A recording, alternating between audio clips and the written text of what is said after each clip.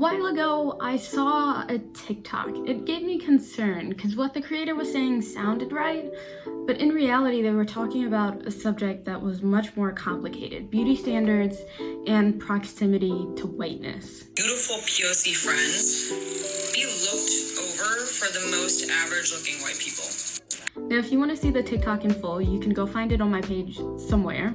But the purpose of this video is to explain more in depth what I was trying to say and articulate a much larger concept: that ugliness doesn't actually exist. And beauty, for that matter, doesn't really exist either. Now, to fully understand what ugly means, you first have to look at the dictionary definition. Merriam-Webster defines ugly as offensive or unpleasant to any sense. Collins Dictionary defines it as unpleasant to look at or not attractive. But that's not usually what we mean when we look at someone and say, hey, you're ugly.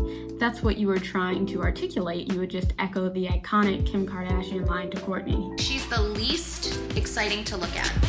Of course, someone calling you unpleasant to look at definitely stings, but that's not usually what someone's trying to convey when they say you're ugly. It's saying you're not deserving of the societal benefits that beauty brings along with it. You see, beauty is incredibly subjective, and it's up to the individual to decide what beauty is in their eyes. That's why we have the saying, beauty is in the eye of the beholder. So it quite literally can't be defined, but often, as this creator did, we conflate beauty with beauty standards, and beauty standards aren't really a definition of beauty at all. Now, anyone who has followed me knows I'm a pretty big fan of Playboy, so of course I'm going to take whatever chance I can to insert it into the conversation, this time for a very negative reason, unfortunately. But I mean, really, are any of us surprised? Because Lord knows they have a complicated history. The Playboy bunny cases of the 1960s and 70s are a great example of how beauty can't really be defined at all and really only serve as a definition of financial or political value. Bunnies are what Playboy the company called the waitresses and other employees within the Playboy clubs. Not the male employees, just the female employees, and of course they were dressed in the iconic Playboy bunny costumes. One of the main facets of being hired as and maintaining employment as a Playboy bunny was upholding the bunny image. Bunny mothers were present at the Playboy clubs to help manage the girls in all aspects of the job, but mainly they were around to monitor their appearance. Rather than asking if the girls had eaten anything because they looked too skinny, like a well-meaning if not overstepping parent, they said mean things like warning 28-year-olds against looking haggard. One bunny mother allegedly told a 28-year-old woman, "When you start looking wilted, you're through as far as Hef is concerned." According to a Playboy Club spokesperson quoted in Dishing It Out, bunny image was as essential to being a bunny as meeting deadlines is to a reporter. Now, bunny image was defined by the following 2/4 criteria: trim and youthful figure and vibrant and charming look. But I mean, those are so vague. What do they actually even mean? But of course, when it comes to the disqualifications, those are a lot more specific. Crinkling eyes, sagging breasts, varicose veins, stretch marks, creepy necks. I don't know what that definition of creepy is. I don't even know if I'm pronouncing it right. And drooping derrieres. Their words, not mine. You know, you can pretty much say they were not on Kendrick's vibe. Show me something natural like ass with some stretch marks. Now, the entire point of this was to disqualify aging bunnies and maintain a fresh and youthful stock at the club. Ugh. I don't know if those are my words or something I'm taking from the document, because it makes me feel uncomfy. And they would indeed fire bunnies, the women who had a fading image in the eye of the people in the clubs who decided that. And yes, a lot of these women were unionized because they were waitresses and employees. When they took these cases to court for unlawful termination, they faced ridicule. One arbitrator, quoted in Dishing Out, even said, "While a freshness of youth is manifestly transitory and evanescent, it is not always easy for a bunny to accept the inevitable, that it has finally happened to her." If you ask me, that is really rude. Like, damn, like, really gotta be a douchebag there. Will that word get me demonetized? I don't even know. The bunny image and disqualifying elements is a perfect example of what beauty and the lack thereof really means. Beauty, which in this case is substituted with bunny image, means you don't have access to the same opportunities as one who possesses beauty, fits into the bunny image, has. The bunny image is a great example of a localized beauty standard, which of course reflects the larger societal beauty standard at the time. In the 60s, the beauty standard was extremely skinny with long legs, and you see the rise of uber popular models like Twiggy. Well, what are the qualifications? Well, we want her to be as much like Twiggy as possible.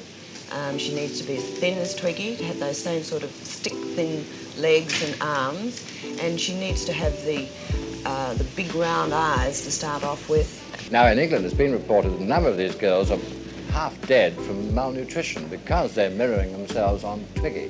Do you think it's a good thing for a newspaper to encourage this sort of thing?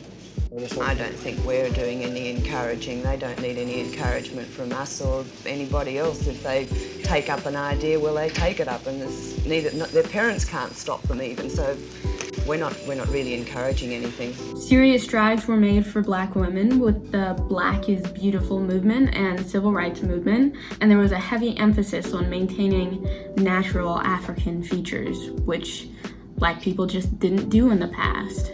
The reason for it, you might say, is like a new awareness among Black people that their own natural appearance, physical appearance is beautiful and is pleasing to them. For so many, many years, we were told that only white people were beautiful. Only straight hair, light eyes, light skin was beautiful, and so Black women would try everything they could, straighten their hair, lighten their skin, to look as much like white women. But this has changed because Black people are aware, and white people are aware of it too, because white people now want natural wigs. They want wigs like this. Dig it? Isn't it beautiful? All right. Furthermore, Black women appeared on the cover of magazines for the first time, with two examples being Patricia Evans on the cover of 17 in 1964 and Jennifer Jackson on the cover of Playboy in 1965. Simultaneously, some feminists at the time critiqued the heavy emphasis on beauty for limiting women's potential in the workforce and other industries. Unattainable standards of beauty had an effect at once intense and narcotic. Women were driven into an absorption with appearances, into making themselves the objects of men's visual pleasure. Thus, beauty practices simultaneously diverted and excluded women from intellectual work, meaningful social participation, and politics. Over time, the beauty standard continued to evolve with an emphasis on athleticism, oh god, I hate that word, that started in the 70s and continued into the 80s, and now we have seen the rise of the slim, thick influencer, of course, popularized by the Kardashians and video vixens, which take, of course, African American and Latin features, but on white women, essentially. A requirement for today's beauty standard is that you have to be, in some sense, ethnically ambiguous. In the future, we may see a different version of today's beauty standard, with a slim waist and also a smaller derriere, accomplished by a skinny BBL. Or maybe we'll see a return to more hard bodies and athletic figures. And for faces, maybe they'll become more breast-like and plastic, or maybe they'll revert to being more natural. We can speculate, but we can't predict the future, so we can't really know. The point is, beauty standards are constantly changing, so you can never really be fully beautiful or fully ugly. It really depends on the time and what's popular in the moment. Now, as this creator did, we have a habit of lifting up these standards with the way we interact with media on a daily basis. For example, we reinforce our own inability to reach the standard and reliance on the standard when we critique celebrities and call them ugly when they don't have makeup on. Makeup is not the one reason they became famous. There's something about their faces that we also like without makeup. Subconsciously, we're saying, oh, if I just do my makeup like them, then I can look like them. But that's not true at all. They have access to an enormous amount of wealth that helps them maintain that standard. And also, they were just kind of born into the genetic lottery and happen to align with the standards that we uphold, that they continue to uphold and propagate. And companies profit off of this delusion that's also marketed to us. Take a look at Kylie Cosmetics, for example. She literally, the entire reason Kylie Cosmetics became big was because it started with Kylie already being a public figure and telling people, oh, like I just used lip liner to make my lips look this big. And then she started her business and then people bought it because they're like, oh my god, if I use Kylie's lip liner, maybe my lips can look like hers. Maybe my face can look like hers. But that's not true. 1, lip filler. 2, do I really have to go into the plethora of reasons why we'll never be able to look like the Kardashians? Because Lord knows, there's a lot. The industry needs to have these unrealistic standards in place, and they need to keep changing them to keep us chasing them. Think about it. Say the beauty standard is long hair, tan skin, thin body, and thick brows, and you want to feel good about yourself and you want to feel attractive, so you go and purchase fake tan, hair extensions, you work out, you watch what you eat, you go and get your brows tattooed, and you have just spent a huge chunk of your money on your appearance. But you've done it. You have achieved that beauty standard, and now you feel good about yourself. Except that you don't. Not really. Not deep down. And then suddenly the beauty standard changes and pale skin is in, and thin brows are in, and big boobs, and big bum, and big hips. So you ditch the fake tan, you purchase skin lightening cream, you undergo laser tattoo removal to get rid of your thick brows. You save up to get a boob job, and you consider undergoing a BBL, which happens to be the world's most dangerous plastic surgery. And there you have it. You have spent more time from your precious life and more of your hard-earned money to alter and change the way you naturally look to fit society's current ideal of what beauty is. The further you fall from the beauty standard, the uglier you are. And more often than not, this means the higher your proximity to whiteness, the more beautiful you are. And the lower it is, the less beautiful you are.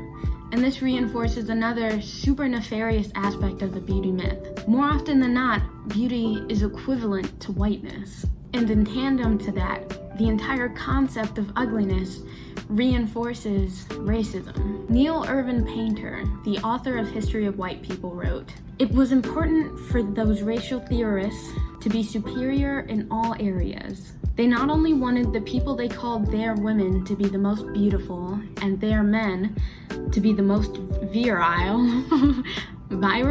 they wanted their countries to have the best politics, so they wanted to have everything better, and that included beauty." If our entire conceptualization of beauty is based off of standards that were created by white people, and more often than not, white supremacists, how can the concept of beauty be devoid from the concept of white supremacy? How can it not reinforce racism if it was built and constructed in racism? There are other measures like facial proximity and the golden rule you can point to, but that also is based on the genetic lottery. Maybe you're just not born with those genetics. And that's one of the reasons why we're so inclined to plastic surgery, because it means we can change the features that we were born with to fit the beauty standard. And of course, you can definitely say to yourself and say to other people, oh no, I just want to change this because it will make me feel better. And of course, if you want to do that, more power to you, but you can't separate that from the fact that implicitly we're also conditioned by the beauty standards that we're exposed to on a daily basis. And like I said before, companies profit off of this delusion. The more money women, and everyone really, but particularly women, spend on trying to achieve the standard of beauty, that means profit for industries go up. The more insecure about your lumps you are, the higher sales with body slimming, materials and articles of clothing like Skims and Fajas go up. I hope I'm pronouncing that the right way.